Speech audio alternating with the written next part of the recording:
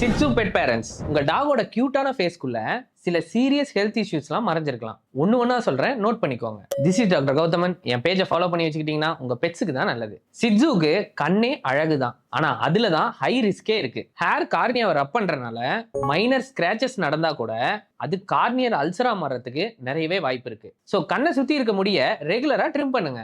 Redness ஏதாவது பாத்தீங்கன்னா உடனே டாக்டர் கிட்ட கூட்டிட்டு போங்க. உங்க சிட்சு மூச்சு விடுறப்ப ரொம்ப நாய்ஸியா இல்ல முழிச்சிருக்கப்பயே ஸ்னோரிங் மாதிரி சவுண்ட் பண்றாங்கன்னா VOAS பிரேக்கிசெஃபாலிக் அப்ஸ்ட்ரக்டிவ் ஏர்வே சிண்ட்ரோம் இருக்க வாய்ப்பு இருக்கு. ஸோ புவரான ஆக்சிஜன் கூடவே அவங்க பாடி ரொம்ப ஹீட் ஆயிடுச்சுன்னா ஹீட் ஸ்ட்ரோக்கும் வரும். ஸோ முடிஞ்ச அளவுக்கு வெயிட் கண்ட்ரோல் பண்ணுங்க, அவங்க பாடியை கூலா வைங்க, அண்ட் காலர் வேணா ஹேர்னஸ் யூஸ் பண்ணுங்க. சிட்சுவோட ரெகுலர் பாத்திங் அண்ட் க்ரூமிங்கை நீங்க ஸ்கிப் பண்ணீங்கன்னா இச்சிங், ரெட்னஸ், ஹாட் ஸ்பாட்னு ஸ்கின் அலர்ஜிஸ் வரும். மெயினா டிக்ஸ், பாக்டீரியா அண்ட் ஃபங்கல் இன்ஃபெக்ஷன்ஸ்லாம் ஈஸியா ஃபார்ம் ஆகும். பேட் பிரெத், டார்டர் அண்ட் பிளேக்லாம் உங்க சிட்சுவோட வாயில பாத்தீங்கன்னா டென்டல் டிசீஸ் கன்ஃபார்ம். ஸோ ரெகுலரா 3 to 4 times per week brushing பண்ணுங்க, டென்டல் ஜூஸ் இன்க்ளூட் பண்ணுங்க, அண்ட் ஸ்மால் பிரீட் டயட்ஸ் கொடுங்க.